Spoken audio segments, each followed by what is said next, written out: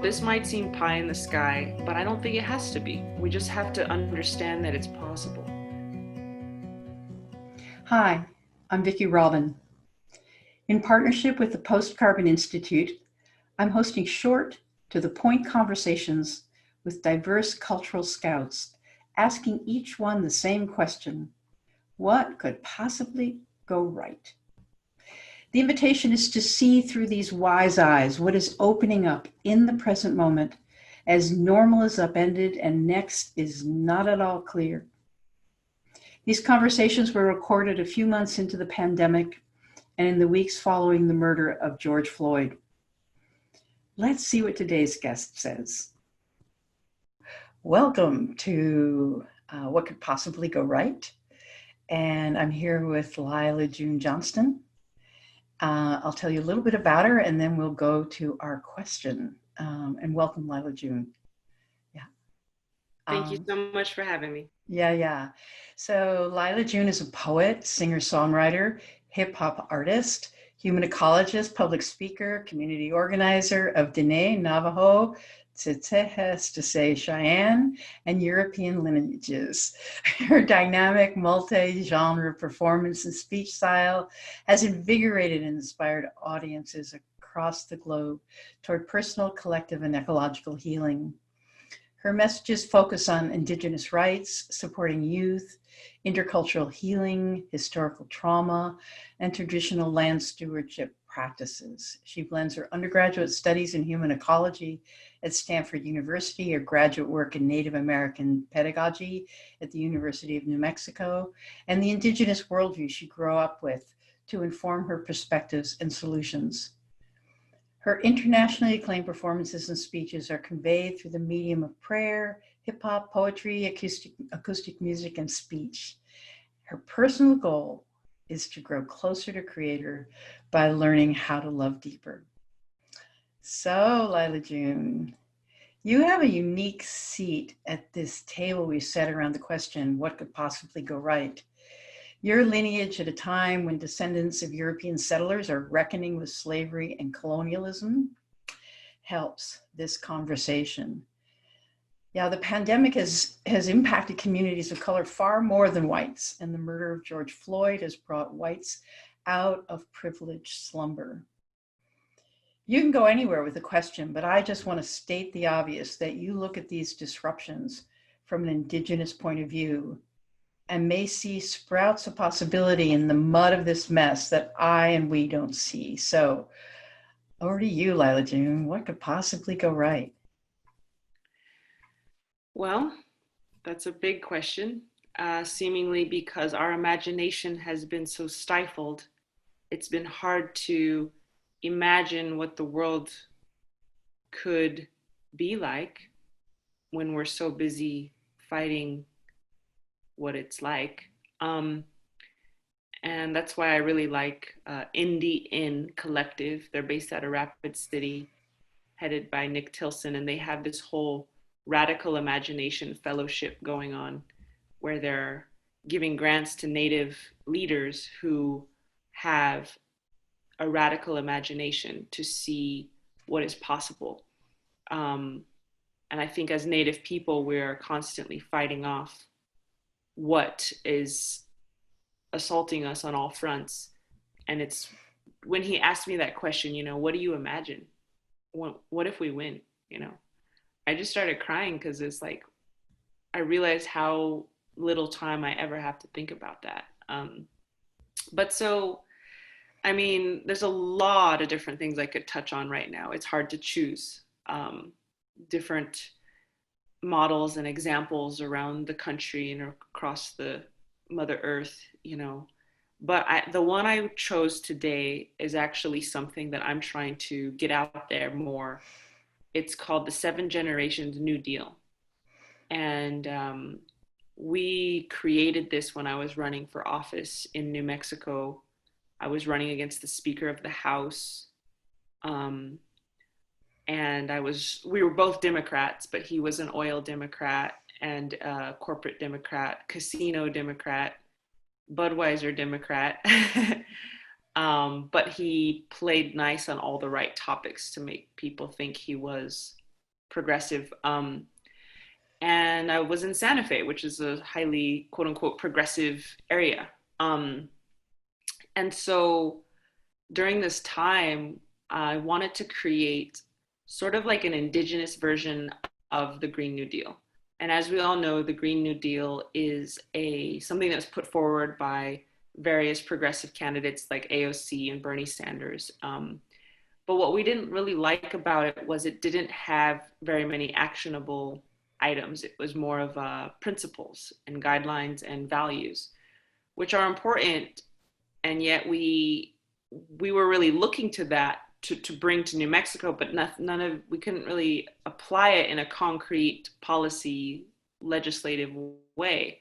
Um, so this is a 7-point plan that we developed, and when I say we, I mean myself and a bunch of advisors who are both indigenous and of European descent. It wasn't later until I realized that I really messed up in not having any African American advisors in this.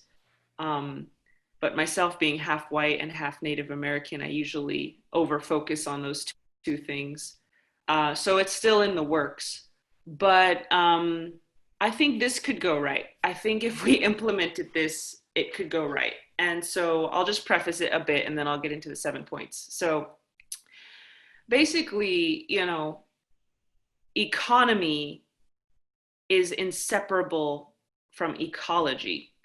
And that's the key thing that Western and American society does not understand. They think that you can destroy ecology to help economy. And yes, you can for a time, but only for a time. And then your whole house of cards collapses.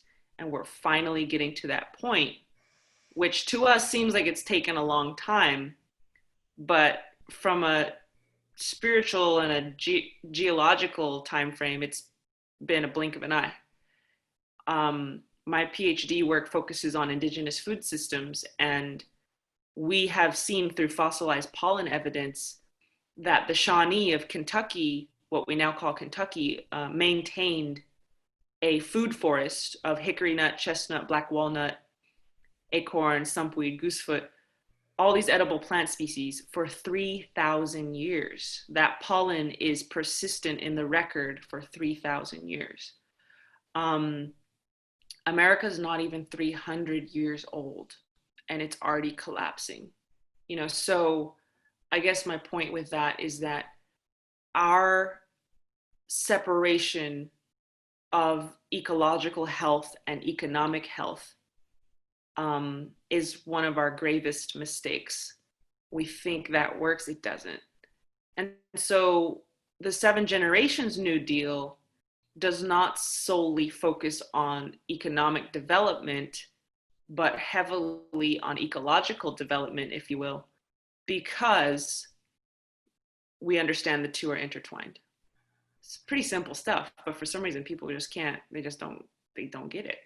So anyways, let's get into the 7 points. So interestingly, in addition to, the first point is democracy.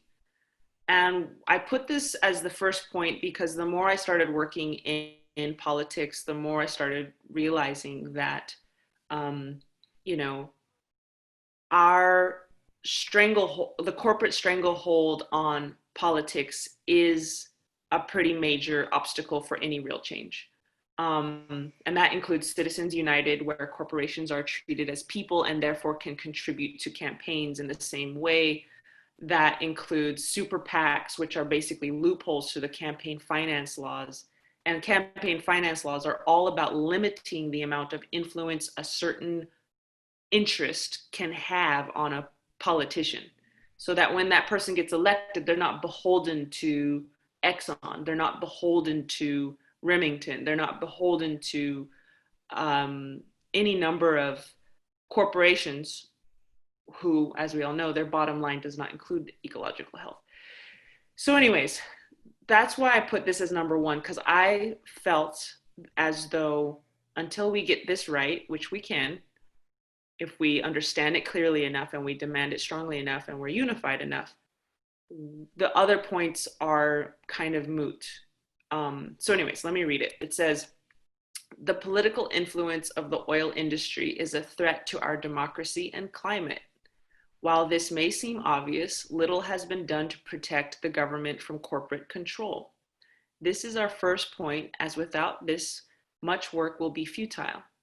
Until this is addressed in a serious way, we will continue to live suppressed beneath the thumb of the oil oligarchy. We must demand the concrete elimination of campaign contributions from oil, gas, and other corporate moguls to political candidates.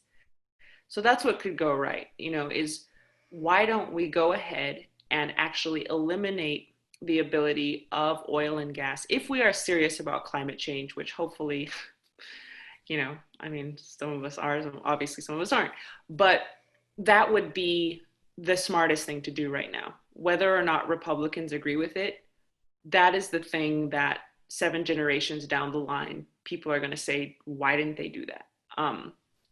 Because until then, all of our policy, which drives a lot of what happens in this country, sadly, will be controlled by oil companies. We don't have a president.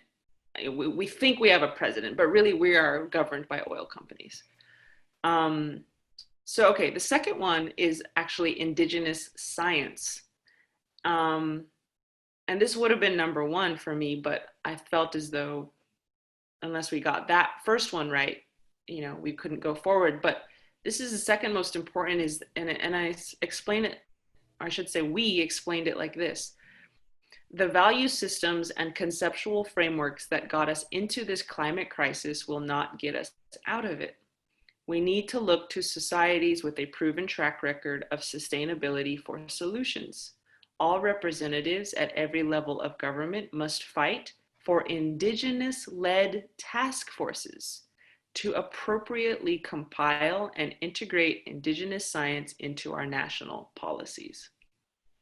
So this might seem pie in the sky, but I don't think it has to be. I think having Indigenous-led task forces within our governmental systems is just a step away. We just have to understand that it's possible. And the reason we want to bring these folks in is because turns out Native people aren't primitive, stupid, earth-loving, spiritual people. They actually, yes, we're earth-loving, yes, we're spiritual, but we're also scientists. The world is actually eating our foods right now. We are the reason people are eating right now. Corn, potatoes, chocolate. A lot of the staples that are keeping the world going are from Indigenous food scientists who cultivated these things with incredible precision and intention.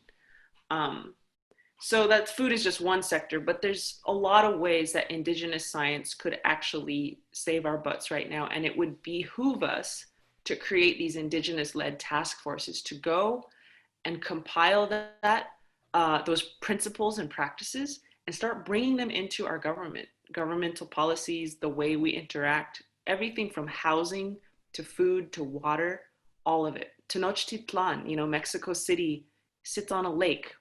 Those people lived on a lake. They pooped and peed just as much as we do, and they never poisoned it. How did they do that? How did they work with water so well that they had a huge city on top of a lake prior to Columbus, and they never poisoned the water? Why can't we do that? Are we primitive or something? I think so. So anyways, number 3 is structurally shifted green economy. So this goes into not just what we create our economy, but who owns it. Not just what we create in our economy, but who owns it. And so creating horizontal ownership structures. So for example, a 15 square mile solar farm would satisfy New Mexico's electricity needs. 15 square miles, the state of New Mexico, would satisfy New Mexico's electricity needs, eliminating the need for nuclear, coal, and natural gas. That's a big one for us because New Mexico is plagued with coal and nuclear. Why couldn't current oil industry workers not only build this solar infrastructure, but own it too? This is one of many ways we must fight to restore economic power to the most marginalized. Because I come from the Navajo Nation, the Dene Nation, and we have a lot of coal plants, and our people work in these coal plants, and our people work in the fracking fields. Why couldn't these Dene people, these Navajo people, build that solar farm to make the jobs and then own it or co-own it at least? So it's not just about recreating the same hierarchical structure with solar farms and wind. We need to actually restructure the entire ownership setup so that we can share power, share economic power. So the 4 is ecological restoration. And so this is really about sort of what I was talking about before. If we can heal the tissues of the earth, the soils, and it's related to the Indigenous Science Task Force, right? They would be the ones to help us do this, to heal bioremediation, look into hemp remediation, sunflower remediation, all of these fungal remediation, all of these amazing things that Creator gave us to heal the earth, to heal the soils, the water. Why can't we implement that as part of our carbon strategy? Because as we all know, soil sequesters carbon, forests sequester carbon, life sequesters carbon. And so if we can help life flourish, we can help balance our earth. And one of the actionable items I threw in here was joint several liability, and or sorry, retroactive joint and several liability. And what that is it's actually holding all of the fracking companies accountable all the way down the ownership chain. So this is less of like bioremediation and more like suing fracking, which can help with bio, they can pay for it. But essentially what fracking companies do is they drill a well, they tap it out, and then they sell the crumbs to another company or a shell company, as in a fake company that isn't even real. And then they also sell along with it all of the cleanup responsibility, all of the liability. So you have Exxon just pumping out all the cream of the crop and then ditching and taking the money and running. A retroactive joint and several liability means every single owner of that fracking well is held accountable for the cleanup costs. And this is how they dodge cleanup costs. And this has worked in Wyoming. And so this is an important thing that we can do right now. And Kyle Tisdale, who ran for Congress here in New Mexico, is an expert in that. And he is good to talk to as well. So number 5, equity. So as the second greatest carbon emitter in the world, the US is responsible for harm and destruction across the globe. We're the second greatest carbon emitter. So I don't know if you've seen those maps where all the countries are resized based on how much carbon they emit. So China's massive, America's massive, and Africa is just this little sliver of a thing. And it's almost not even on the map. And it's like, why should they bear the brunt of the emissions that these other industrial companies are putting out? And so it becomes a question of equity, of like, why are other people having to pay for our mistakes? And if we reframe it that way, from a scientific option to an ethical obligation, then emissions reduction becomes our moral duty. Furthermore, in the process of transforming our economies, people of color and other marginalized groups must be placed in equal places of leadership and community prosperity. And so the notion of sacrifice zones, where mostly people of color and poor communities bear the pollution brunt of our energy systems, must be formally condemned and altogether abolished. And so what that means is, we actually have the ability within our government systems to formally condemn things and abolish them. So what that means is we can actually codify the erasure of sacrifice zones. And this touches a very strong chord in my heart, because as Dene people, we um, are a sacrifice zone. Nuclear materials were mined from our reservation by our elders back in the 40s and 50s, and this was to provide for the Cold War. A lot of our elders are dying of cancer. A lot of our water is radioactive. That we were forced to mine it from our own sacred mountains just to survive. Um, they economically impoverish us and then use that vulnerability to the story. So, and then with coal, we've mined a lot of coal out of our reservation, and a lot of fracking, and now helium. So it's just a mess. And Reagan um, officially designated us as an energy sacrifice zone. And so that needs to be formally condemned and altogether abolished. That notion that one people can take the brunt for the rest needs to be abolished. Um, so the sixth point is climate education. And this was sort of thinking about, the youth. And my elder said, well, if you look at Greta Thunberg, what sparked her passion was education. She learned, she started to understand. And so and so this is how I say it. Everyone deserves to be informed on climate science, indigenous solutions to food and water collapse, alternative worldviews to capitalism, and effective solutions from multicultural perspectives. All elected leaders can and must fight for both Western and indigenous climate science curricula to be made available at all school levels and types. So, in other words, everyone deserves to be informed, and not just informed from a Eurocentric perspective, but informed from a multicultural perspective.